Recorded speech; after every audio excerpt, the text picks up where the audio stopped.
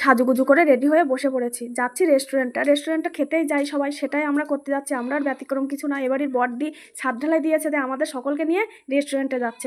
আমাদের গন্তব্যে পৌঁছেও গেছি। গন্তব্যে পৌঁছে অধীর আগ্রহে খাবারের জন্য সব বসে আছে। খাবারটা যেই সামনে এসছে, সেই সবাই লুব্ধ দৃষ্টিতে খাবারের দিকে তাকিয়ে আছে, কিন্তু প্লেটের অভাবে সে খাবারটা আর পরিবেশন করা হচ্ছে না। ওদিকে আমাদের ইহুবাবুর ব্যতিক্রম কিছুই না। 3 বেলা যেটা বাড়িতে খেতে হয়, এত ভালো ভালো খাবার থাকতো, সেটাই খেতে হচ্ছে রেস্টুরেন্টে এসে।